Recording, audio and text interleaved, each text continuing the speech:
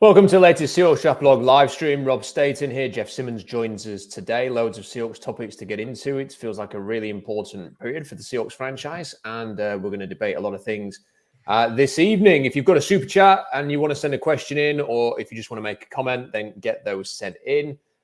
Jeff, first place to start then. The Seahawks are now 6-6 ahead of, the most difficult game in the NFL currently, San Francisco away. So how do you feel about the Seahawks right now? It's been frustrating, that's for sure. There's been years where I didn't think they had a lot of talent, and a lot of people felt they were wasting. This is a year where I do feel they have legitimate talent, and I feel like they've not quite wasted. I've seen some of those takes, but it feels like they've let a few things slip. To me, they should be 8-4 or 9-3 right now. And a combination of coaching that I don't think has been good enough. There's some deficiencies that have emerged on the roster that I wasn't quite expecting, or some injuries have helped. There's been areas where the quarterback play has not been good enough, but they've now let 3 games I think they should have won slip away from them. And I think you've done such a good job writing it. I think this has to come down. There are consistent themes here, and it's not just other years where I thought their defensive talent was a joke, and some of those Russell Wilson years, that's the truth. But there's real talent here, and we're seeing consistent themes year over year. And now they're 6-6. They still got San Francisco and Philly coming up. I don't think they're going to make the playoffs because Green Bay's emerged in a way I didn't think they would. The Green Bay's become a pretty good team the last couple of weeks. And Seattle still has probably 3 games they can probably win. So I think their ceiling is 9 wins at this point. But to me, this is a year where I didn't think they were a Super Bowl contender. I picked them to win 10 games, but they're not getting what they're talent. I see consistent issues, whether it's issues with details, issues with game management. And really, this should be an 8 or 9 win team at this point based on what they have on the roster. The fact that they're 6-6 shows that they've been a frustrating team. Last game was the first time we saw some life out of the offense in almost a month. And so this should be an 8 or 9 win team. And the fact that they're at 6-6 shows that they're mishandling a lot of what's going on right now. This was the first week, Jeff, where I went on to Tankathon to see where the Seahawks were actually going to be picking in the draft. And when I woke up this morning and saw that the Bengals had won in Jacksonville last night, it actually moved the Seahawks up to 15th overall. And it's getting higher, and if they lose the next 2 games, they're going to be pushing towards the top 10. Yeah.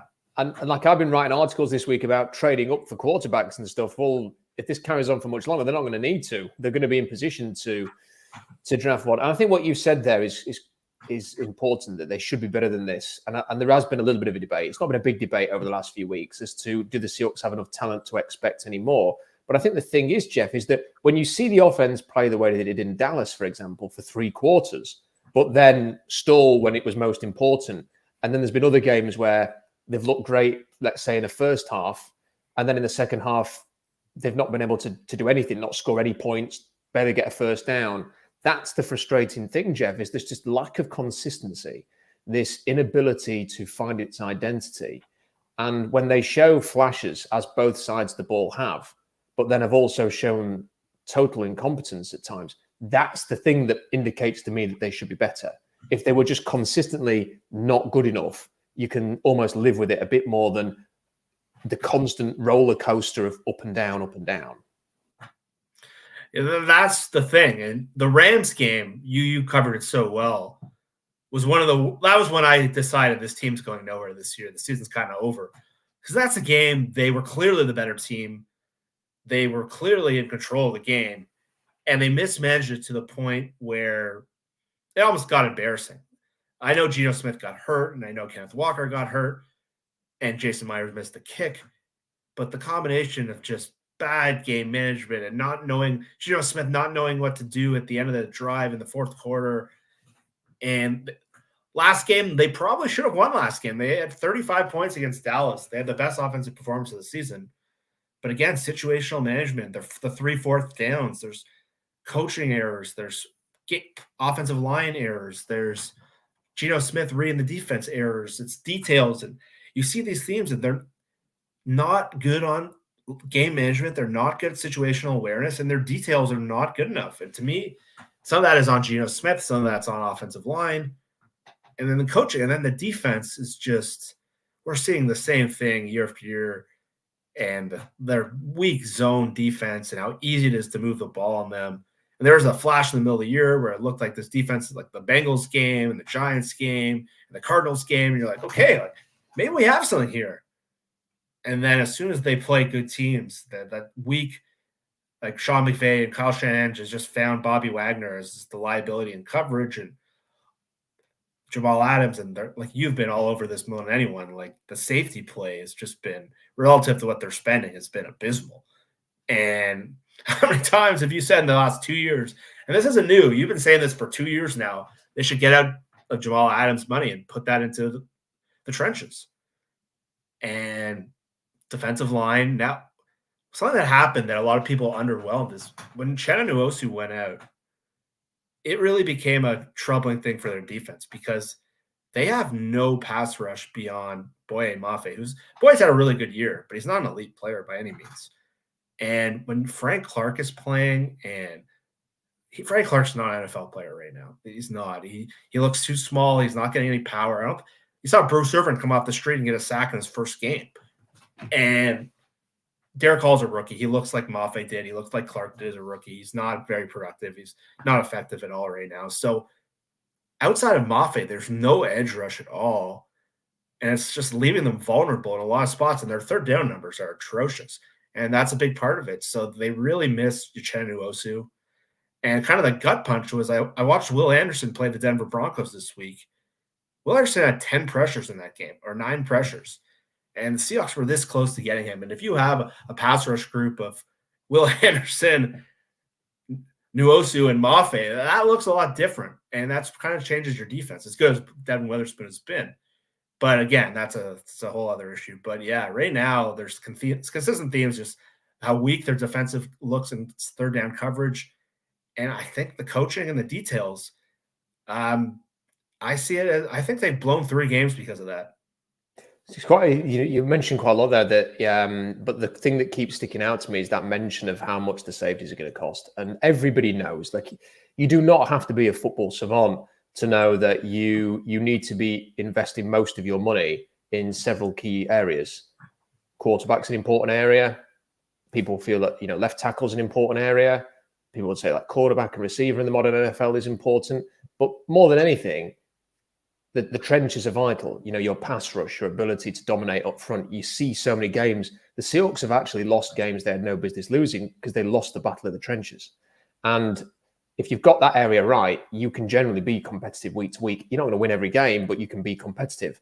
And to have as much invested in positions that nobody considers premium positions. And no team is structured around massive spend at safety and linebacker, massive resource spend, whether that's draft picks, whether that's money, whatever it is. No one is built that way. And seeing videos this week of Bobby Wagner in coverage is quite painful to watch, knowing that he's playing alongside a first-round linebacker. And, really with the two of them together, it just isn't really impacting any games. And then you look at the safety, and again, the two safeties.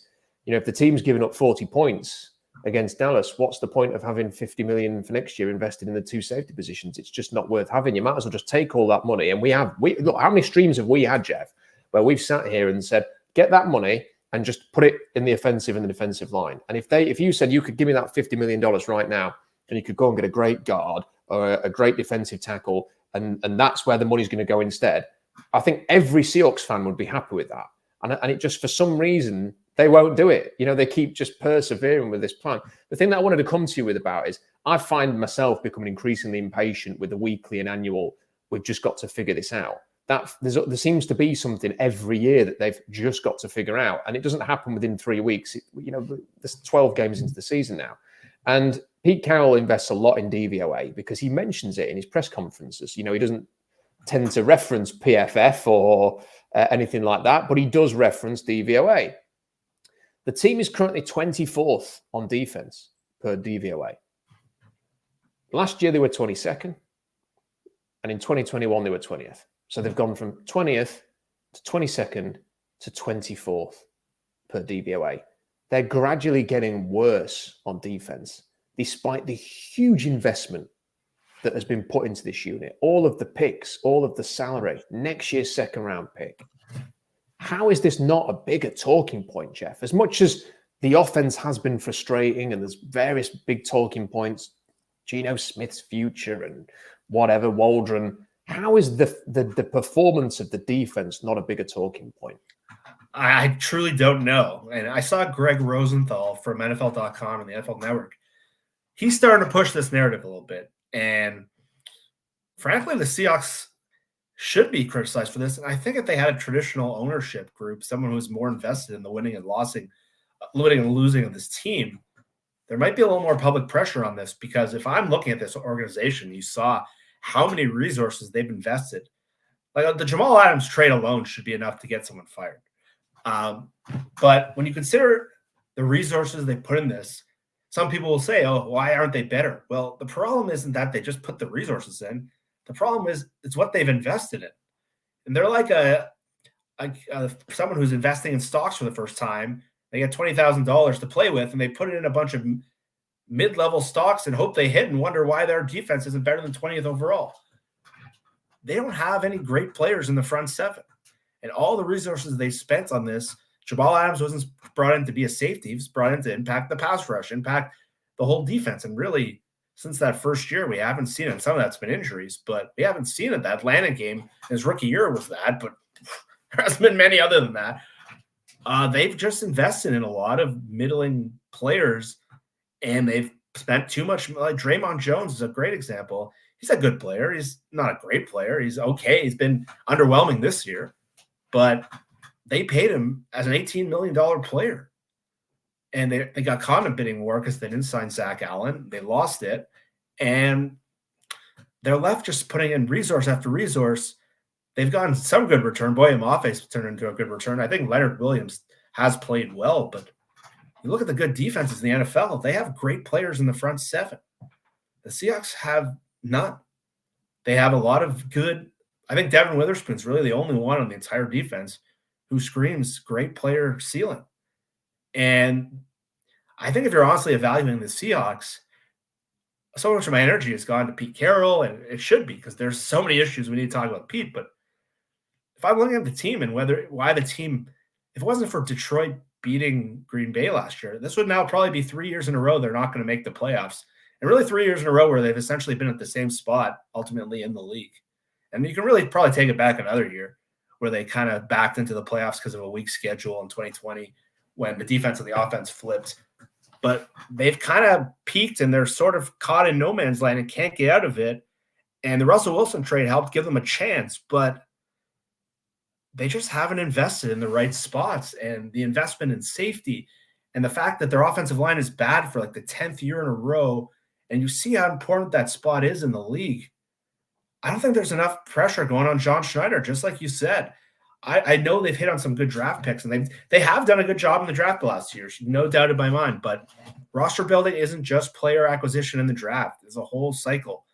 And the way they've built their team, especially the way the NFL's gone, you're right. It's kind of mind-boggling that there is no criticism of this, because they have to be better on defense with this kind of investment, and it's just not there. Well, the thing about the playoff thing is interesting because it is something that people fall back on. Maybe it's convenient for people to say, well, the team has been competitive for so long. You'll often see people quoting how many wins the Seahawks have over a 10-year period versus, say, the other teams, and like, oh, the Seahawks are top 5 for wins in the last decade. Therefore, everything should be okay. But that kind of statistic misses so much context, because the Seahawks have only won one playoff game in 6 years. A large reason why they won so many games in the years after winning the Super Bowl 10 years ago is because they had Russell Wilson. And that's easily forgotten now. People have just moved on because Russell's left. He's not played very well in Denver. Therefore, well, he was no good after all. It was all Pete. I mean, that's just not the case. You know, the Seahawks won a lot of games like the Dallas game because at the end, Russell Wilson would pull a rabbit out of a hat. So those kind of things do matter. And like one playoff win in 6 years is not very good. And look, there's a really good article on field goals written by Mookie Alexander. And I wanted to just quote something from it, Jeff, to you and bring this up as a discussion point. And he says, we're in year 7 of the McVay, Shanahan, Carroll trio. So 7 years since those two were appointed by San Francisco and the Rams. The difference in success is glaring. Let's work on the assumption that the 49ers and Rams both make the playoffs and the Seahawks miss out, which at this point seems more likely than not. San Francisco 49ers record in the 7 years: 4 playoff appearances, 3 NFC West titles, 6 playoff wins, 3 NFC Championship appearances, 1 Super Bowl runner-up. Rams, 5 playoff appearances, 3 NFC West titles, 7 playoff wins, 2 NFC Championship games, 1 Super Bowl win, 1 Super Bowl runner-up. Seahawks, 4 playoff appearances, 1 NFC West title, 1 playoff win. There is a huge difference between the Seahawks and the Rams and the Niners over the last 7 years. Sean McVay continues to have Carroll's number. The record, and this article, I would go and check it out, details just how dominant they've been. And even when the Seahawks have won, they've beaten backup quarterbacks for the Rams. They've even bit, last year, the 2 wins against the Rams were against backups without Aaron Donald playing, and they needed last gasp desperate drives to win those games. So when they've won, it's been skin of the teeth stuff against backups. And other than that, McVay has dominated. And although the Seahawks had the Niners number for a number of years, that has completely flipped now to where if the expected result happens on Sunday, Jeff, that'll be 5 wins in a row for the Niners against the Seahawks. Shanahan now has Carroll's number just as much as McVay does, if not more. So when you actually look at that, what cause is there to feel that Carroll, a Carroll-led Seahawks, can get ahead of the 2 other teams in the NFC West, let alone be a serious contender in the playoffs? I don't think there is any. I've really become radicalized on the idea. I know Mike Florio was saying it, and I cover the Seahawks. I follow them, but I watch the rest of the league pretty closely. I live in Toronto. Most of my friends and my family, they all like different teams. And the idea, I really have believed in this, is that I think the teams that are stable year after year are the teams with the offensive head coaches. And I look around the league right now, and there's going to be like 7 to 10 firings that Adam Schefter was saying. And you look around the league, there are so few emerging offensive coordinators. Like in the last few years, there's been so many of them. They've all gotten hired. This year, there's Ben Johnson, Detroit. There's Eric Bieniemy in Washington. And then who? And a lot of these offensive-led coaches are winning with scheme, and they're winning with details. And I felt like Shane Steichen in Indianapolis is like night and day from Frank Reich, and they're both offensive coaches. But you watch them play with a backup quarterback. You watch Zach Taylor play last night with the backup quarterback. And I find a lot of these – Kevin O'Connell's done a great job this year in Minnesota with Josh Dobbs, and Cousins is playing the best football he's played in years. I find a lot of the offensive coaches, they're the play callers, they're winning with scheme, and they're winning with details. And Kyle Shanahan is the best schemer in the NFL. Sean McVay is as good as it gets at details, at player utilization, at maximizing talent. Like you look at what Robert Woods, for example, was in Buffalo and what he was in Tennessee, and what he is now. And when he was with LA, he's a borderline Pro Bowl player. You look at Cooper Kupp, who needed Matt Stafford to become that elite player. I think we dropped Cooper Kupp in Seattle. I don't know if he's close to the same player. And like I had this argument with a guy on my show last week when they were wondering why Puka Nakua's stats are so much better than Smith and Jigba's. And I said, well, so anyway, back to your original point, there's 2 things. They have the stable offensive coach, which means I think year after year, you're getting stability as a play caller. You're not trying to find the next great offensive coordinator. And look how hard it is. Like a team like Baltimore has been searching for 7 years to find a guy. And if this Todd Monken guy is hired, he might be a head coach in a year. And 2, those teams have great defensive line talent. Nick Bosa, Aaron Donald. Seattle's best defensive lineman is who? Jaron Reed? Leonard Williams, who they had to overpay and could potentially mess up their future for. So the combination of a great offense with a great defensive line, that's a winning formula. And Seattle doesn't have any of that. And what was Sean McVay's first signing in LA? Andrew Whitworth. They've invested heavily in offensive line. San Francisco, Trent Williams, Joe Staley. They spent a lot of high capital on offensive lines, and I know San Francisco's isn't great this year, but they have one of the best rosters I've seen in 10 years. But Seattle, they're spending at safety. They've been spending at linebacker. They get receivers before linemen. They're spending on running backs. It's not the way to build a team in this modern NFL. And the teams that have these offensive head coaches that can play call with different quarterbacks, and I find it just far more stable. In this NFL, I think you have to win with scheme. I know it's a bit of a rant there, but I don't think Seattle wins like that.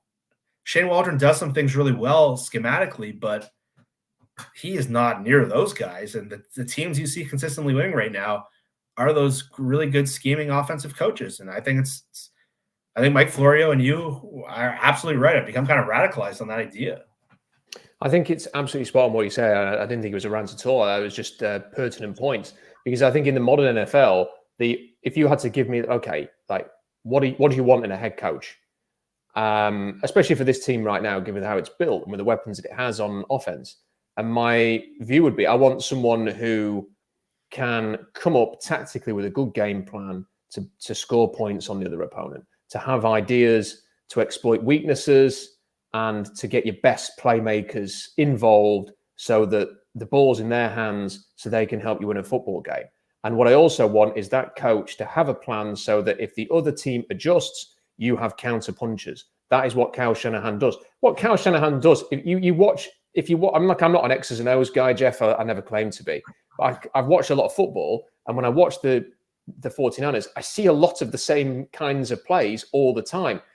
And it doesn't feel as if Shanahan is reinventing the wheel so much as they're just finding those weaknesses. Where's the weak area in this defense? We're going to exploit that. How can we get Deebo Samuel matched up against this defender on that team so that there's an advantage for us?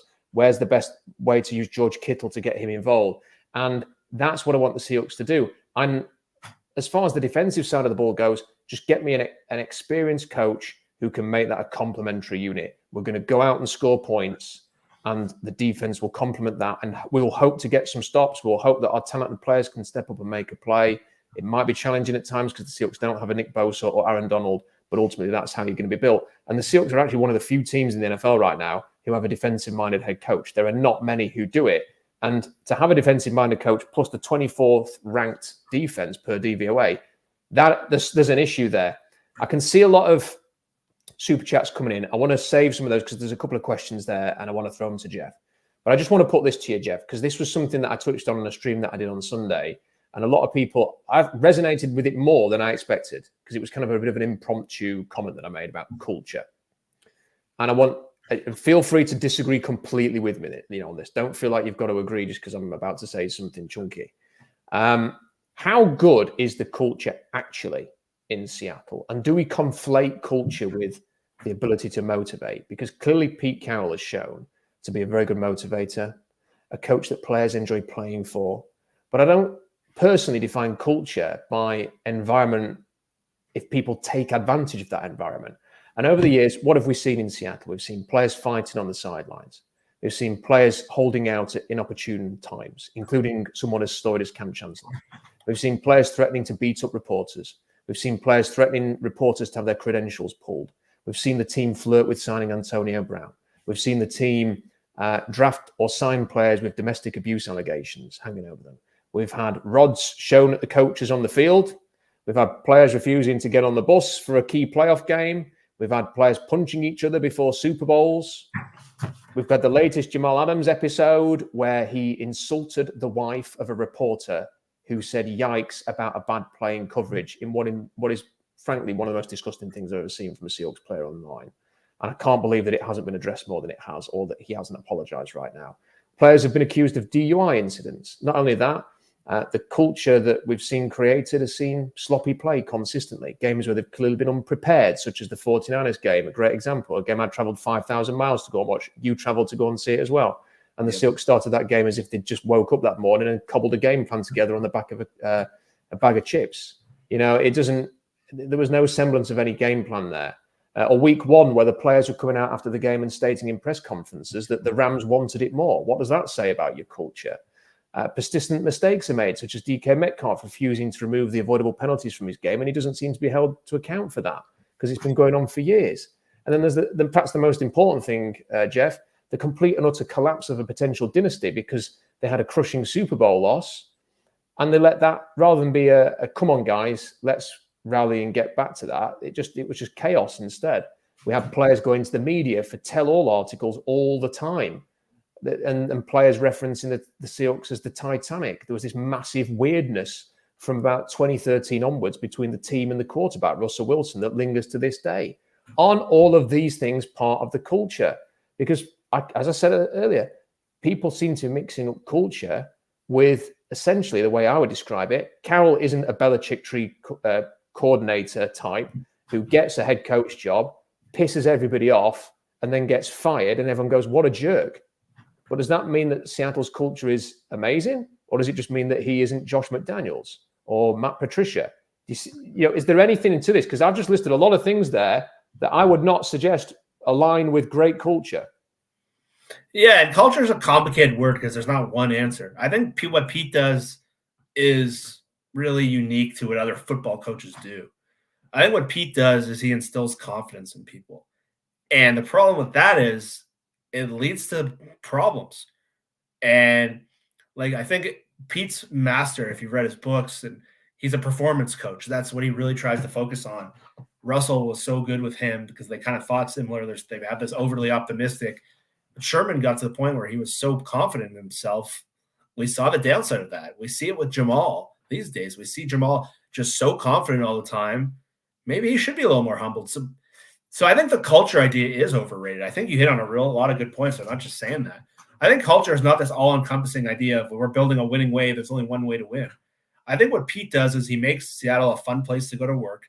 I think they really love being there. I think the meetings are great. I think the players love playing for him because he's so positive and he has the same attitude, and they love going to work. And I think so much of that in regular businesses are important. But in football, culture is about winning, and it's about consistency, and it's about winning with details. And I think a lot of the stuff that he gets credit for is overrated. I think Pete is, again, he's a really good person at taking someone and making them believe. And that's a hard thing to do because a lot of the coaches that have failed cannot do that. A lot of these big brain guys and who know all these schemes, like Josh McDaniels, lost the room in seconds. And he's done it in two different franchises. So what Pete has is a unique skill. And I think this idea he's a defensive head coach is kind of overrated too. When he had full personnel control at USC, they were a dominant defensive team. Most of their personnel were better on offense. So I think Pete is a lot closer to a John Harbaugh kind of coach, where if he was really trying to maximize how he'd win, he would need two really good coordinators. He would need to – I know you've written this too, and this is what's going on in Baltimore right now. Is John Harbaugh winning because he's a special teams mastermind? No. He brought Todd Monken and McDonald in, and they're winning because they've have the whole thing working. Pete's never identified great assistant coaches. And again, that's part of your culture. If you want to build a great organization, a great culture, look what San Francisco's done. They've found coaches after Mike McDaniel and DeMeco Ryans. Robert Saleh's not doing a great job with the Jets, but that's might be because they don't have a quarterback right now. But how many guys have just come up? The Bobby Slowick in Houston is doing a great job. San Francisco guy. Look at who Pete's identified. It's been Schottenheimer, who's doing a good job, but he's not an up-and-coming coach in the industry. Shane Waldron, who has some flashes, but he doesn't strike me as a head coach or a leader. Building a culture is about guys that you want moving up the system and moving up the chain. Dan Quinn was their best hire, and that was a carryover from Jim Moore's staff that came from Monty Kiffin. And they brought him back a couple years later, but I think you're right. Everyone thinks this culture is this one idea of having fun. What Pete does is really unique in that sense, but you look at all the issues they're having, and again, they just can't come back past this, how disorganized they are. And the fact that after 2 division games this year, they've come out of this saying we weren't ready to play. And Pete's been coaching for how long? It's how do you not have a team ready to play for a Thursday night game? How do you not have a schedule you've done year after year? How do you not ready to play against the Rams in the season opener at home? And it's just, I'm getting tired of just watching a disorganized team when I watch someone like Shane Steichen with the Colts, with Gardner Minshew. They're missing Jonathan Taylor right now. They're missing Anthony Richardson, and they're organized, they're smart, they're creative, they're innovative. And that, to me, is far more important than making sure everyone's like trying to maximize their performance. I want to see what's happening in this modern NFL. And obviously you need to have EQ, and you can't be Josh McDaniels. He's the worst version of that. He's a smart offensive-minded guy that just lost the room. But you watch a Kevin O'Connell and you watch someone like Steichen, and you see how they've just brought the team together and how smart they look and how they're playing to their personnel. And I don't know if that would make Seattle a Super Bowl team, but there'd be a hell of a lot more watchable, number one, and B, they'd be trending in the right direction other than Seattle that's kind of stuck similar to like what Atlanta's got going on with Arthur Smith, where Dennis Allen in New Orleans, Seattle's a closer team to one of those teams. And we don't want to admit it because they've had so much personnel, but they're kind of caught in that middle where you're kind of hoping. And I'm like you, like if I'm coming at this with fresh eyes, I would want to replace the head coach. And I don't think it's going to happen, but that to me would be the obvious identification from what's happened this season. I think some very good points there, and I think I'm with you on that.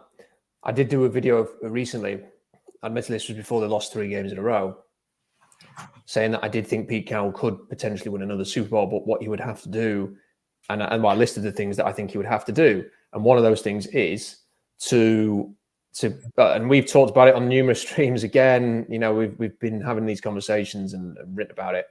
It would be to sort of take the positives of the Carroll experience that you talked about there and emphasize those, but have the coordinators just running and everything, because the Seahawks have never been a details-orientated team under Pete Carroll, and it feels that now details are more important than ever. So get the coordinators in to run those systems, and Pete has to take a back step. I just don't think Pete's capable of doing it. I think he feels like he has to be everything, which is why there are so many internal appointments, which is why when people come back to work with Pete, they have to either be, you know, they have to fit. They have to perhaps not be too storied or too strong-headed because they've been head coaches and stuff like that. It's always people that are either on the rise or within the Carroll system who will look up to the great leader. And I think that's a real shame, because I do wonder, Jeff, at some point, you know, you can just keep doing the same thing year after year after year, getting the same results. Part of me does wonder a little bit whether if they don't get to the playoffs, whether there will be a bit of pressure to go, right, I need to go and do that now. I need to go and get some quality coordinators who can sort this out. We've done a reset with this roster. We need to go and do that. But I don't know if that's wishful thinking on my behalf. And if they don't do that, I don't really know what they're going to do, because the idea that they could just run it back with the same sort of staff if they finish, say, 8 and 9, and that's it, and that's winning 2 more games, you know, and right now, well, maybe they'll do that. Maybe they beat the Titans and the Steelers or whatever. I don't know. But, you know, if they're 7 or 8 win team, they've got to do something. And I'm not sure what it is. And that's the concern for me. So I wish he would just sort of turn it over to proper coordinators. I wish they'd sort of dangle the carrot a little bit to some offensive coordinator of being the potential replacement for Pete, because he isn't going to do it forever. But you know, this will turn me on to a subject that I want to come to in a second with you, Jeff. But I'll just get the super chats out of the way, because people have been sending them in. This is from Larry. Thank you, Larry. Appreciate that. No message, just a super chat. A question here from Brandon. Does the likelihood of re-signing Leonard Williams go down if we finish the year out to the playoffs? How bad would that trade be if we don't re-sign him? So what do you think, Jeff? It would be awful, as bad as a trade can be, because they brought him in because they internally didn't think their defensive line could hold up. And I think it was a little overstated. I don't think they thought they were a first-place team. I think they saw the games they had coming up in the schedule. I think they thought they were a playoff team, and so did everyone. They were 6-3. But they didn't think their defensive line could hold up. Jaron Reed was already playing way too many snaps. Mario Edwards was playing too many snaps. And anyway, he's played well. But if they don't sign him and they give up a top 50 pick for 8 games of a guy on a team that's losing left and right, that's just not the Jamal Adams trade, but it's maybe the second worst trade this regime has made. And they've made a lot of bad trades. Sheldon Richardson, same thing. It would be a repeat of that, wouldn't it? But for fewer games. Sheldon Richardson trade all over again. They didn't make the playoffs in 2017. He didn't make them any better. And they fell off in the second half of the year in the same fashion. So I know internally they really like Leonard Williams. They want to bring him back, but who knows what the price point is? Who knows if he wants to come back? after he thinks he's probably going to a winning team, and they've won 1 of 4 games or 1 of 5 games. So that would be a total disaster because, like you, I was on Tank Nation today and Tankathon today. And I've been playing with the mock draft simulator already, and I'm at the point where I'm starting to hope we start to get closer to the top 10 rather than make the playoffs. And that second round pick might be in the top 40 or the top 50. And that, if you don't re-sign him, that's a fireable offense. It's a huge miscalculation. And the thing that people have to remember here is that there's, it will not just be up to the Seahawks whether they re-sign him. Leonard Williams will have a say in this. Yeah. And if he gets an offer from, hey, maybe someone like the Rams or someone like that who offer a bit more money, he may well think, well, I used to be at USC, I'll go and play for them instead. There's no guarantee that he's going to come back to Seattle, and it would be a total disaster. And then this idea that, well, they can just get comp picks, well, that depends on what they do elsewhere. Yeah. There's no guarantee that. So it would be an utter disaster. And what a miscalculation if that happened, that they were in any way, shape or form. Like, they were the most aggressive team on deadline along with the Bears. But at least the Bears have re-signed Montez Sweat to a long contract. And Montez Sweat's like 3 years younger than Leonard Williams. Yeah. The Seahawks were the most aggressive team on the deadline. And their record since then is 1-4. And their only win was a last-second field goal victory against a bad Commanders team. Incredible what's happened since then. Mike says, Pete's not going anywhere. The team's being prepped for a sale, and that calls for cost and organizational stability. That's why they traded Russell Wilson. His next contract was a wild card, says Mike. And Graham, $5 there for supporting the channel. I appreciate that, Graham. So keep those coming if you want to support or if you've got a question or anything, and we'll come to those a little bit later on. Jeff, the thing I was kind of building towards here is I wrote something yesterday. I think a couple of people have talked about this now, including Coward and John Middlecoff. That's it. Forgotten the name. Mine went blank. They were talking about it. I wrote an article before I left Seattle and tweaked it and published it yesterday. And I just wonder, like, there's not much they can do this offseason apart from changing the coaches, because they don't have a Russell Wilson trade haul anymore to generate excitement. And there's nothing that really can tilt the field. They don't have the cap space. If they create cap space, it's probably going to go to Leonard Williams and people like that, replacing some of their free agents. So the only thing they can do to generate excitement and lift the franchise, because it does feel a little bit stuck at the minute, will be to go and make a big splash for a quarterback. And I just think about it, Jeff. I don't know how viable it is, because the teams at the top, there's no team like last year where, the Bears weren't going to take a quarterback and they were prepared to trade down. There's nobody like that at the top right now. The teams at the top might take the quarterbacks, but even then, it depends who declares as to whether they would move up. But I just get a feeling that they might have to be aggressive here. If they see somebody who they think, okay, this is the guy, I can well imagine them being aggressive to go and get them.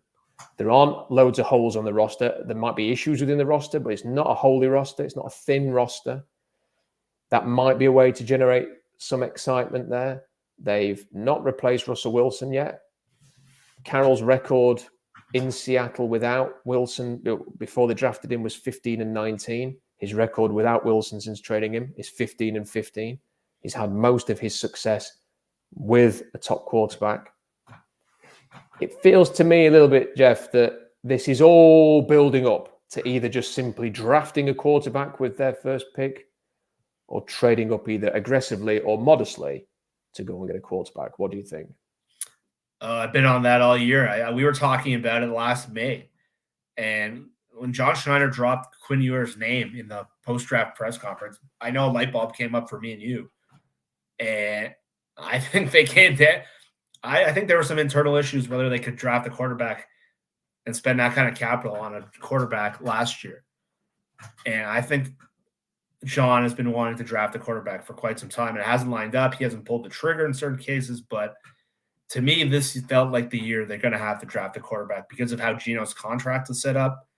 And then the way we've seen Geno play in the up and down nature, I don't think they can move forward thinking like, okay, we're set a quarterback. We don't need to worry. And we're coming off Geno's best game, maybe of his career.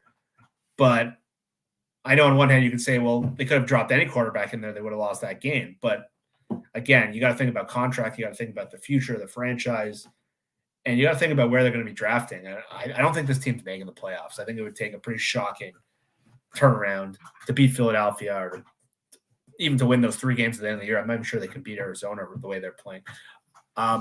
So I think they're going to end up somewhere in the top 16, and that really does leave an opportunity because you look long-term, some of the premier positions, like they do need another edge rusher for sure.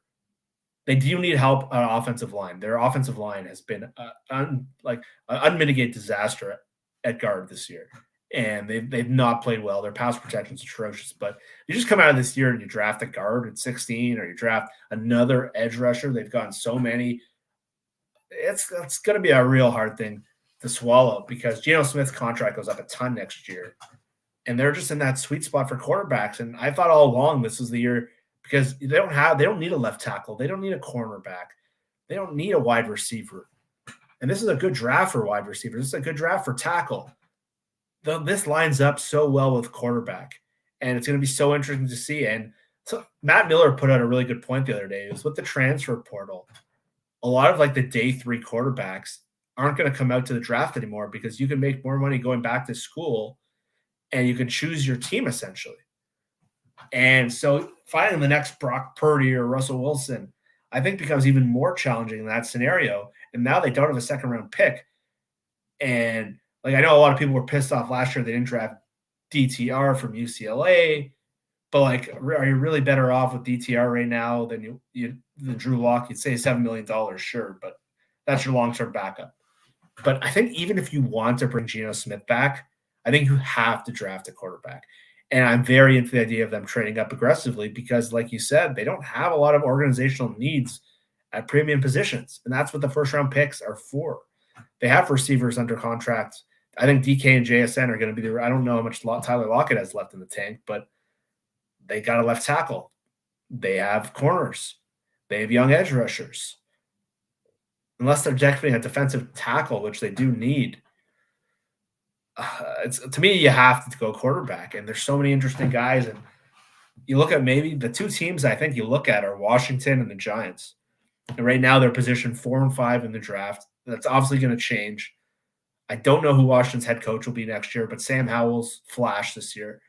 The Giants have Daniel Jones coming back at $40 million, and if they don't get in the top 2, which I don't know if they will, they won a couple games with Tommy DeVito. They weren't supposed to. And they were looking at I thought they'd end up with the 1st pick once Daniel Jones went out.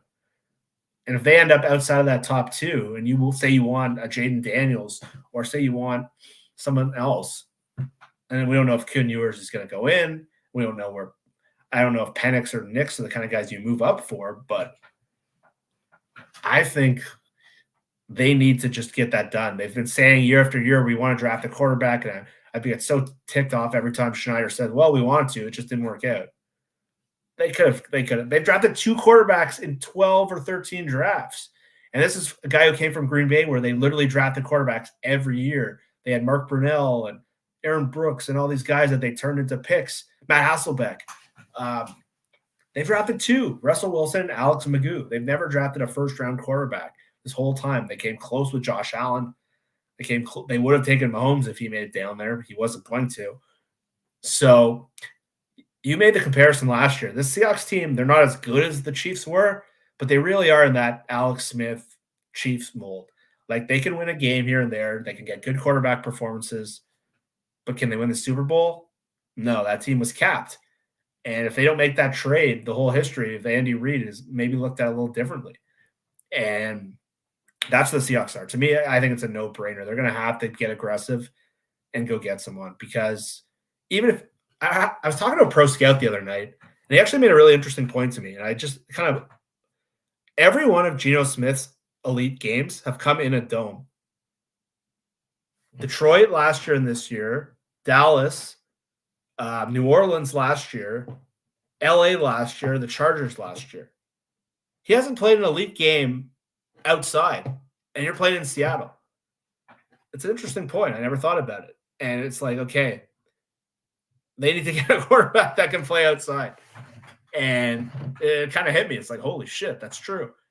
And man, even if you're going to bring Geno Smith back, I think you got to redo his deal if you're going to. But even if Geno plays well the rest of the year, to me, you have to take a quarterback in the first round. Yeah, and I think some excellent points there, Jeff. And I think that you're right about Geno Smith, because his salary, I think his cap hit last year was about 7 million. This year it's about 10 million. It jumps up to 31 million a minimum next year. And if they get 9 wins, it's 33 million.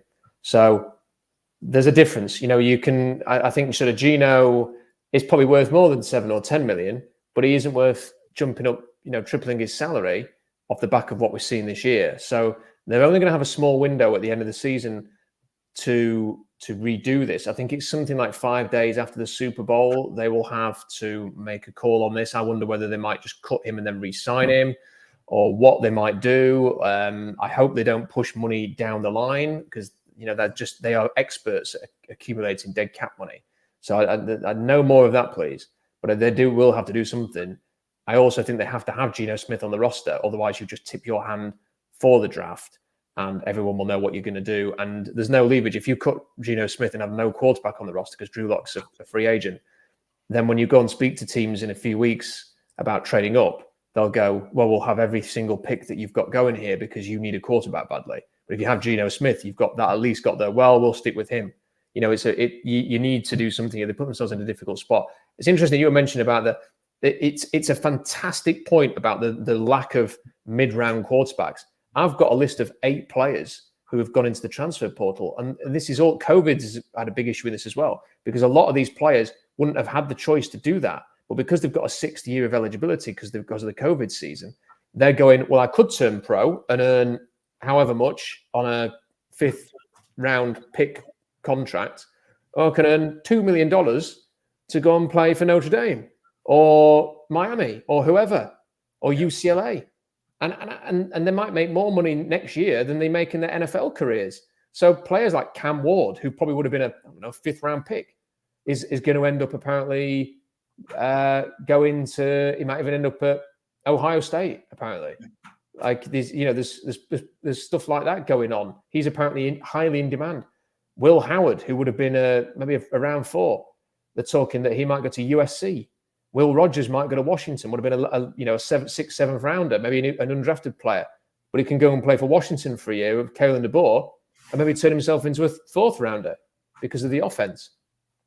Riley Leonard's leaving Duke. He might go to Notre Dame. You've got players like DJ Uiagalelei, who wouldn't get drafted, in my opinion, but he's gone from Clemson to Oregon State, and now he's going to go somewhere else. So it's crazy. And so I think what will happen with this is, if you need a quarterback, you aren't going to be able to just rest on, well, maybe Russell Wilson's going to be there anymore. Those days are gone. Like, until these players get to the very end of their college careers, you are not going to find those players available. And the other thing I would say, Jeff, is, like, for example, I'm very high on Spencer Rattler. I can't find anybody else who is really. Like, there's not a lot of buzz around Spencer Rattler, but I think if people sit down and watch him throw the football, especially just sort of looking back, if you watch him on all 22, you really get a feel for his arm strength. But then if you actually go back and watch him at high school, I don't think there's been a more naturally gifted thrower of a football come out into the league since possibly Matt Stafford at Georgia. Like, it's unbelievable how he was throwing a football age 16 and 17. It has to be seen to be believed. The guy is immensely talented, is a lot more mature. He's declared for the draft. He could have gone to the transfer portal and earned a lot of money. He's declared for the draft. Why? It's not because he thinks he's going to go round 3 or round 4. He thinks he's going to get taken a lot earlier than perhaps people in the media think. And if there aren't those guys in the middle rounds, someone's going to take him. It might be late first, but someone's going to take him in the top 50. Because once you've got, your Caleb Williams and your Drake Mays and your Jaden Daniels have gone off the board, there's not going to be many people left. And there's too many teams who need quarterbacks out there. What I wanted to ask you about is, have you sort of seen some of these quarterbacks?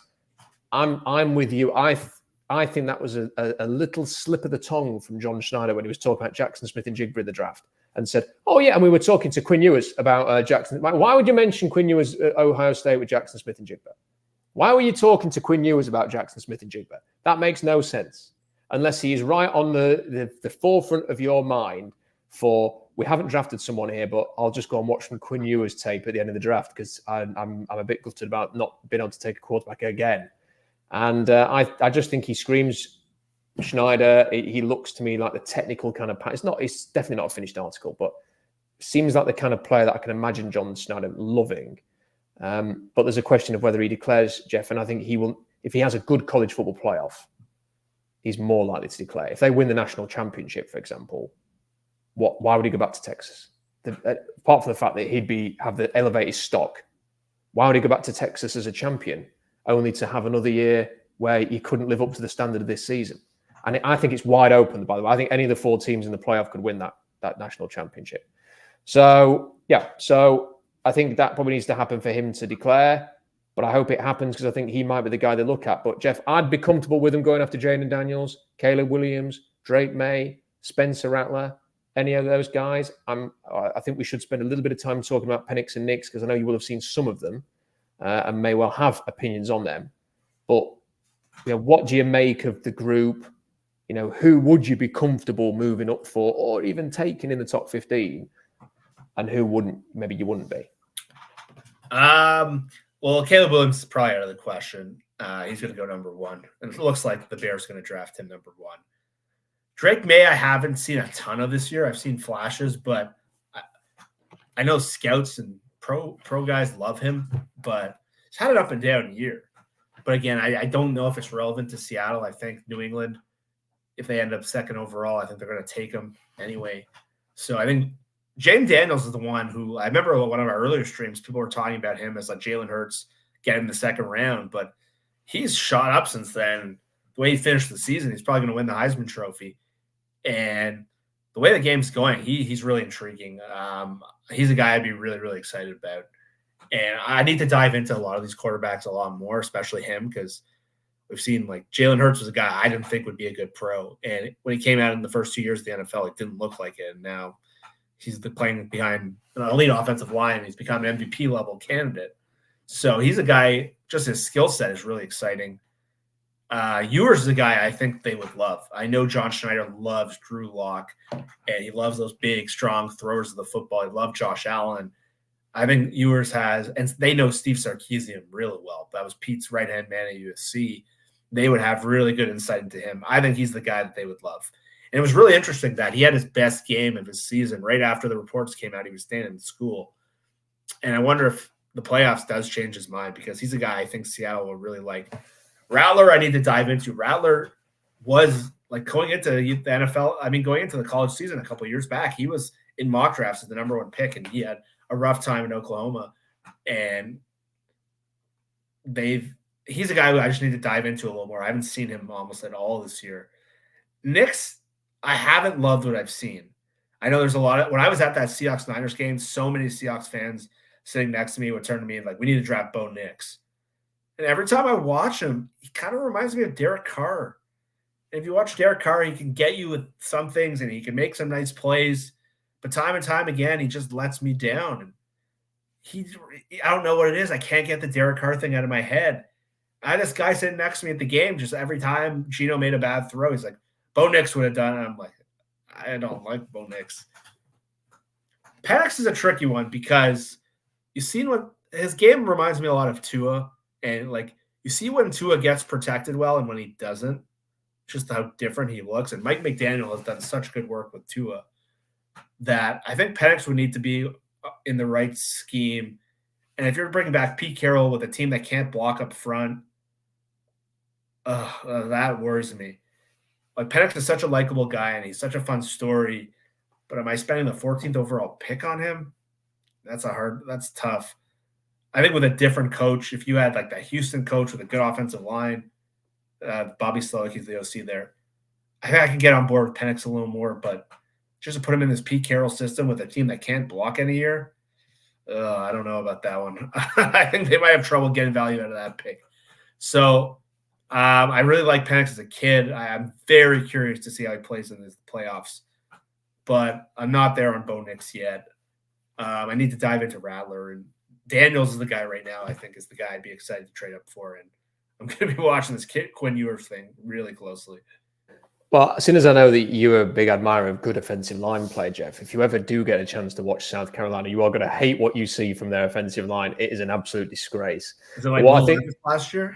It's worse, unbelievably, and it does impact Rattler a lot. But that's the great thing I think about Spencer Rattler is what you will see is a lot of throws where he's just going to get absolutely planted by a defensive lineman, and he throws it right over the middle in a layered pass in the red zone for a dime touchdown, or he has to scramble and make plays with his legs. He has to throw on the run a lot because he's constantly moving off the spot.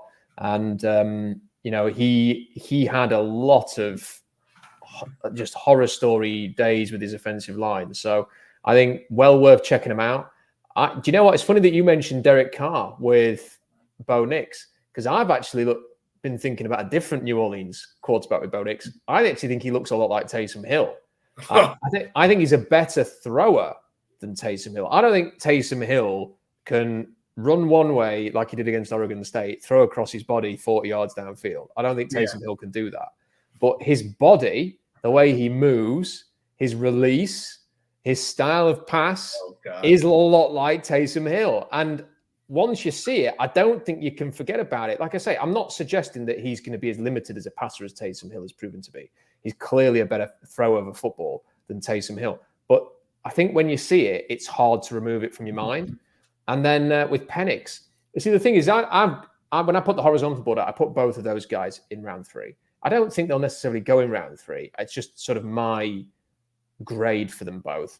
I thought the game against Oregon was a classic Michael Penix game, because there are throws in that game that you just think, wow, like he's thrown it perfectly, deep downfield, hitting his receiver in stride. It looks fantastic. The guy's got a great arm. But there are also sort of a lot of throws where he kind of feels like he's just throwing it. Well, the play call said throw it to Adunze, and I know he's one-on-one. I'll kind of just throw it down there and hope that he makes a play. It's a bit aimless. There was a bad interception. There was another play that could have been a bad interception, and he was slightly erratic. And I think as the season has gone on, like initially people were going, oh, there was the bad weather in one game. He wasn't very well in another. But I started charting the completion percentage after the first 5 games just completely collapsed, Jeff. It was in the last 1, 2, 3, 4, 5, 6, 7, 8. His last 8 games, his completion percentage was 60%. And that's exactly 60.1%. And his PFF grade in the first 4 games was 89.9, which is, top. And then in the rest of the games, it's 71.6. So for whatever reason, he started becoming more erratic, and there were a lot of incompletions. But then in every game except the one I saw live, there was also a throw or two that would just leave you with your jaw dropped. So it's hard to sort of know what to fully expect from him. When I was at I got a chance to tour Washington's facility, and they have all of the statistics up there for their testing and all of that. And I was speaking to somebody about it. And he can jump a 38-inch vertical. Like, he's a fantastic athlete, but you don't really sort of see it on the field that much. He's not much of a scrambler. And to look at his lower body, you wouldn't think, well, they're legs that are going to produce a 38-inch vertical, but he can do it. So he is probably one of the hardest evaluations. And I think the Tua comparison is good. He's always got a bigger arm than Tua, but he's left-handed. He probably does need that kind of system to succeed. And actually, that McDaniels scheme, I think if somebody is looking for a head coach, Jeff, and they decide to give the Miami offensive coordinator a chance purely through association, and he decides to try and recreate the Miami Dolphins offense, then Penix would be a great quarterback for that. Mm-hmm. And I actually think if you tried to recreate that with Seattle's receiving talent, you could actually have a pretty good offense. But then that would mean getting rid of Pete Carroll. So I don't think that's very likely. But I'm with you on Daniels as well. I think the more you watch of Daniels, the more you just can't help but you can't ignore what he's achieved. Like, he's creative as a runner, throws brilliantly downfield, not just with arm strength but with accuracy. He's very one read and run, but then he runs brilliantly. And then there's enough evidence of progressions to think he can do that more. So I think he's going to go in the. I think he's at the minute he's going to go in the top 10, and he's not going to play again now, is he? So there's nothing really for him to lose here. He's going to go very, very early. It's just the Ewers. It's just Ewers. I really want Ewers to declare to have that extra option, because if he doesn't, things then get a little bit desperate. And I can't see them run it back next year. I can't watch another year of this. It's just, there needs to be some change. Some, and not just the shuffling of the deck chairs on the Titanic. There has to be some tangible change here, doesn't there? Yeah, it's become stale, and the reason is it's just the same problems are happening. The defense, the softness of the defense, how easy it is to move the ball on them, the third down issues, the situational. It's just, if you lose, like last game, the Dallas game was frustrating, but at least they had some life to them. But like some of the games, that Rams game and the 49ers game, I was dreading watching the Cowboys game. And with all the talent on their team and where they are as a team, fans shouldn't feel like this. There shouldn't be angst about where this, even just watching them play. And an offense that's been this bad and this streaky all year, and just the issues on defense year after year, it's gone stale. And again, if it wasn't for that fluke Detroit win last year, maybe it wasn't a fluke. The Lions are a good team this year. If the Lions didn't win that game, that's 3 years in a row where they're probably not going to make the playoffs. There has to be a higher standard than that. They're paying their coach close to $15 million. They need to be getting more out of this team. And this year, the talent is pretty good. I don't think they have the elite talent to be a Super Bowl team, but they should be an 8 or 9 win team, and they should be comfortably going to the playoffs and ascending and getting better. And we just haven't seen that. So player utilization, details, offensive scheme, dictating personnel, it's not good enough across the board. And that's the way the NFL is being won these days. We see it week in, week out. So I'm going to be watching that Washington-Texas game really, really closely because as a Seahawks fan, that's so interesting. Ewers versus Penix could be more interesting from a Seahawks perspective. So I'm with you. I don't think Pete Carroll will be fired. I'm hoping they do make a change. I'm ready for a change, but I wouldn't bet on it. And I think I think Pete's body language has been interesting. He's been quite different recently. The very last thing I wanted to ask about, Jeff, and look, this has been a bit of a bugbear for me. I think it's pissed me off more than it's pissed off a lot of people actually. I did want to just come back very, very quickly to finish with the Jamal Adams tweet. I think it's a disgrace, and I'm a bit frustrated that there's not been an apology of any kind or seemingly any sort of response at all. It almost seems as if the team hopes that this will go away. It will just go away. And I'm guessing Pete Carroll's next press conference will be tomorrow. So I hope that someone will just at least ask him, how have you addressed this situation? Because it is the lowest of the low. Like if you have a beef with a reporter, by all means, have a go at that reporter. Like he criticized another reporter on Twitter the day after. I don't have an issue with that really. Like I think it's a bit silly and he should just stop doing that. But I think the minute that you troll someone's social media, find a picture of that reporter with his wife and child, you cut the picture of his wife out, and then to millions of people try to make out that she is ugly or that he's made a mistake by marrying his wife. I think that's the kind of thing that warrants a punch in the face. And then when you have sort of like the useful idiots who surround themselves with the players, such as G. Scott, coming out there trying to defend Jamal Adams, it infuriates me. I thought it was a really embarrassing few days to be a Seahawks fan. I thought it was insulting to the fan base to put, because if you type Seahawks into Google, all you saw was Jamal Adams' tweet. It was appearing in the media in our country, which knows it's resonated online. And I don't think it's acceptable just to draw a line and move on it. I don't want to see him in a Seahawks jersey again. I'm resigned to the fact that I will see it on Sunday. But if they'd have cut him this week, Jeff, I'd have been very happy with that. Do you have any strong opinions about this? Am I overreacting? What do you think? Every Seahawks fan I talked to felt the exact same way. It was cringe. I was cringing seeing the tweet at first, but then the double downing on it and then the deleted stuff. It's not. He's the highest paid player on the team. He's the guy leading the team in pregame, trying to fire up the team. This is the guy you thought asking to set an example. I think there was a case to fire him. I think that, and you kind of see these weird like social media stuff from the Seahawks too much. You see They're a little too online. You see some weird stuff coming from Quandre too. I don't like that attitude. A lot of the stuff Russell did pissed me off in other ways, but I did respect how he handled criticism. Ignore the noise. That used to be their thing. Ignore the noise. They're not ignoring it. They're creating it. And it was just the Jamal thing. Like, I have no problem going at a reporter if you think it's personal. And Connor Hughes, I read pretty closely. I know him a little bit. He's an instigator, and he has a tone about him that can be very frustrating. And I disagree with a lot of what he says, but he's good at his job, and he's part of the New York media. And with Jamal, for some reason, it has been personal for them. They seem to they like to take pride of him struggling and how much they've won that trade, which is kind of funny considering they've taken Zach Wilson second overall and how much they've blown so many good opportunities. But whatever. I'm all for going back at a reporter goes at you at a man, but you can't bring someone's wife into this. You can't do that, especially as a professional and a leader.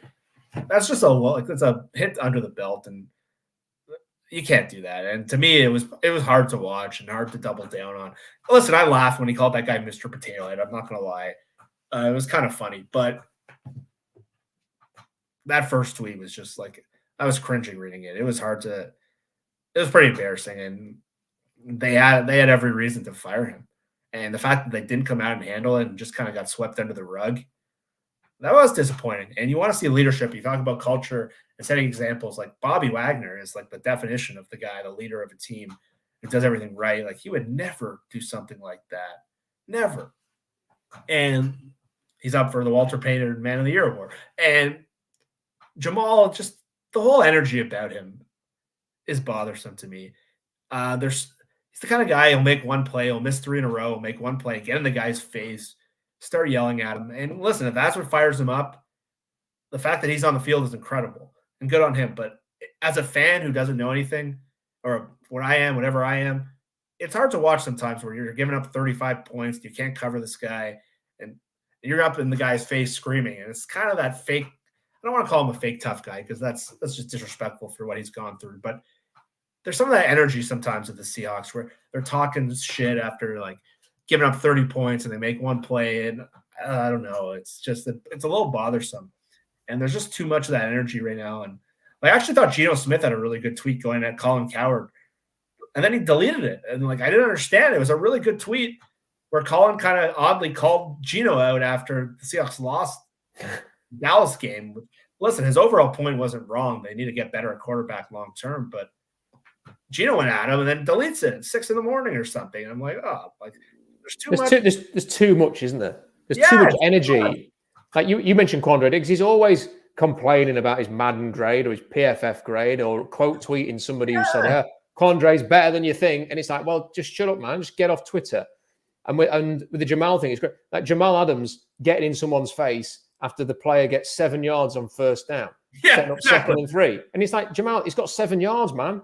Shut up and get back in position. Now, when Richard Sherman would yawn at being targeted or like go like that or something because you've targeted him after it fell incomplete, that was great. That was swagger. That was confidence. It was backing up the play with the personality of the player.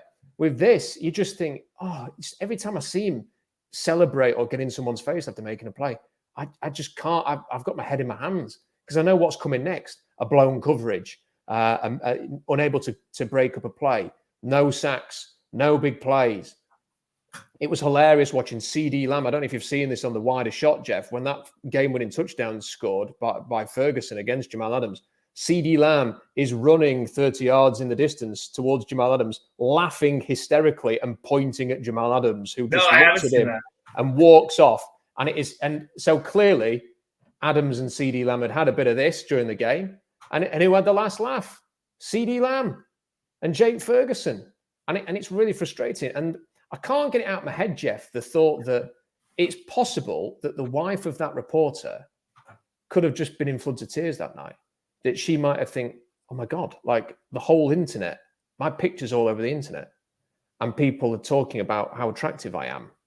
And this guy, Jamal Adams, thinks I'm an embarrassment to my husband because he's highlighting my looks, and it will take her off guard because she doesn't. There's nothing remotely ugly about the woman. No, she was attractive. So in her head, I'm just thinking about her mental health throughout of all this must have been all over the place. And for what? Because this stupid moron of a multimillionaire has decided that he's going to be upset with, an antagonistic journalist who's complaining about his coverage and a trade that hasn't worked out, and he's going to attack his wife. I mean, come on. And there was, and then he just deleted it, but then doubled down on it a bit, like saying, "Don't give me any beef." And then everyone was digging up this tweet from 2018 where he kind of said, "Don't be nice to everybody." And you think, what an idiot! You are just such a total embarrassment to this franchise. Go away. Look, he seems to know everything, and people send him stuff. So here's my message: if this gets back to, I don't think it will, but just on the off chance it does, Jamal, you're a total embarrassment, mate. Go away. I don't want you in this team. I don't think a lot of fans do. We're done with you, mate. Go away. And anybody who wants to defend him, G. Scott, you can as well, because it's just, that was the lowest of the low. And I hope that the reporter's wife can get through this, being dragged into this, because my God, it leaves a really bad taste in my mouth. And the thought of having to watch him play for the Seahawks while the Niners play with us for 3 hours and toy with us and come away with a 20-point win, Jeff, is it's effing frustrating, quite frankly. Yeah, I this might be the first game in a long time I don't watch. The Bills play the Chiefs at the same time this week. I'm not quite there. Maybe I'll work myself up to it, but my stomach is not ready for a game. Another Seahawks Niners game. But you're not wrong. It's just gotten to the point where it's like we want to cheer for guys we believe in and we care about, and sure, we care about how they perform on the field, but you don't want to cheer for guys you just think do things like that. And like, I used to be in the media. It was really, you are in the media, and you see the kind of people who make it personal and make it, and sure, it gets out of hand at times, but to bring your wife into it, you can't do that. That's just crossing every possible line. And I wonder if a team. Connor could have handled that so much worse, and he commended all the defense he got from Jets Twitter. I thought the Seahawks completely messed it up. The fact that they just swept that under the rug, stayed quiet, their PR needs a lot of work, in my opinion. And I thought this was their worst PR they could have ever done. I wonder if someone in the locker room is, one of Jamal Adams' teammates might have said something to him. Because I would have done, I know maybe they're not. Maybe he's just that powerful. Maybe he's a locker room lawyer. But if I was one of his teammates, I'd go, "You don't do that." Maybe Bobby Wagner would do that, because Bobby Wagner seems like it's actually quite difficult to watch Wagner struggle, because I think everybody has so much respect for him, and I think he is, the poster boy of good role model, in terms of an NFL football player. And I wonder if he might just had a quiet word with Jamal Adams after that. And hopefully he has, yeah. And because clearly, I don't think anybody else has got any clue. I mean, Pete Carroll has got no idea how to stop DK Metcalf shoving someone over and getting a 15-yard penalty. So I don't know if he knows how to speak to somebody on an issue as big as this.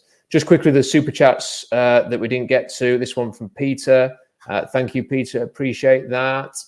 Rich says, "Discipline over motivation. This team is rudderless." Thank you, Rich.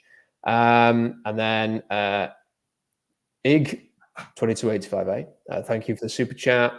Josh says, "Any thoughts on officiating?" Well, I know Jeff has thoughts on officiating. I promised him this was going to be the end, but Jeff, the floor is yours. I think it's been awful and wildly inconsistent game to game. It's ruining the NFL for me. Yeah, it's embarrassing. Even if you watch the Jacksonville-Cincinnati game last night, there's 3 or 4 calls that are just swinging the results of the game. The Seahawks game, there were so many issues of why they lost, and I was going crazy during the game because the refereeing was atrocious. There's a case that the refs handed Dallas somewhere between 10 and 20 points in that game. 10 and 20 points. And there was that one drive where they got 4 first downs via penalty. And Al Michaels made the crack about, we don't want to hear Cleve Blakeman anymore. He can just take over the game. But it's embarrassing. That game, the product of it and the flow of it, you're going to mess up calls here and there. I still don't understand why the NFL doesn't have someone sitting in the booth who can have the TV copy as it's going and say, okay, there's no penalty there. Like the Tariq Woolen downfield where he like touches the guy's arm and they call 50-yard pass interference, or Jaron Reed's head is getting headlocked on 3rd and 16. His head is being twisted around. Or the week against the Rams with Devin Witherspoon, that DPI in the end zone where the guy trips over Jordan Brooks. I don't want to blame the refs. The Seahawks have done enough to lose games, but the product is brutal. It's embarrassing that they keep letting this happen. And last week, there's 4 or 5 plays. And ultimately, I think there's enough reasons the Seahawks lost the game, but the Bobby Wagner one, where the guy just times up a pass, breaks it up, and they called – this would have been 3rd and 11. It's ridiculous. And it was hard to watch. I was so mad about that Bobby penalty and the Witherspoon penalty a couple weeks ago. It's like hard for me to watch the game because I'm just so mad at how that can happen. And last night, Calvin Ridley gets a catch in the overtime. It should take the Jaguars to the 1-yard line. And they call a holding penalty, which happens like every other play. They end up punting and they lose the game. And it sucks for the Jaguars. They have their backup quarterback, and the guy makes a 50-yard pass down the field. But it really needs to get better. It's really hurting the product. The Green Bay game was a disaster. The Green Bay-Kansas City game, where the guy obviously pass interfered with Valdez-Scantling after they called that shitty penalty on Mahomes on the sideline. I hate that refs become a part of the story and a part of the game, but you couldn't watch that Seahawks-Dallas game and not see, like, even on both sides, like, this is a joke. And again, it's not why the Seahawks lost the game, but it was hard to watch. The NFL has to be better than this. Yeah, completely agree. And I think the Dallas game was the classic example of how not to referee a game with pass interference and stuff like that. You know, not every bit of contact has to be flagged. Every incompletion, where there was any kind of contact, it was flagged, came straight out. And then the really frustrating thing for me, Jeff, was then seeing the game on Sunday between Green Bay and Kansas City, having watched the Dallas game, and then the big play of the game into the end, the throw into the end zone at the very end of the game, and there's the defensive back is all over the receiver, like he's like got one arm draped over him, he's pulling him down, and the refs go, no penalty, fair challenge, fairly contested football. And you think, well, how can you have that? How can you have a game like Dallas and then a moment like that are so different? And somebody, I think it might be Brian McIntyre on Twitter, said, enough's enough. Time for professional referees. You can't have refs in the office Monday to Friday, taking a flight Friday night and refereeing a game on Sunday. We can't have that anymore. And put someone in the booth. Like Tariq Woolen is obviously touches the guy's arm. If someone watches the replay, call down and say, there was no penalty there. All right, no penalty, move on. Like, sure, you're not going to get everything right, but like some of the obvious ones, like the Witherspoon one that ultimately lost them the game against the Rams. They lost themselves the game for many other reasons, but they got trips over Jordan Brooks. Like if someone watched the replay, they laugh and say, okay, there's nothing there. Why is that hard? I don't understand. But again, it's such a small issue with going on right now. It's just, it's getting embarrassing, and they need to fix it. Yeah, I think referees, the 7th playoff seed, and just the obsession with having as many games as possible all around the world, you know, which benefits us in England. But I just have to say, you know, I can live without 15 games all around on a world tour. You know, one of the things we love about American football over here is that it's American. You know, it's very American. We want to be able to travel and see the teams. We don't necessarily need to have endless games in Spain, France, Brazil, England, Germany, wherever. You know, we like to. The American aspect of it is great. So there's a lot of things there, and officiating definitely one. Jeff, it's always great to have you, and thank you very much for 8 minutes of your time tonight. Massively appreciated. Massively appreciated everybody who has sent in a super chat as well. Love those. Subscribe if you don't want to miss any of the videos. Make sure you like the video. Leave a comment if you come in the comment section, because that helps. SeahawksDraftBlog.com for more analysis. Until next time, bye for now.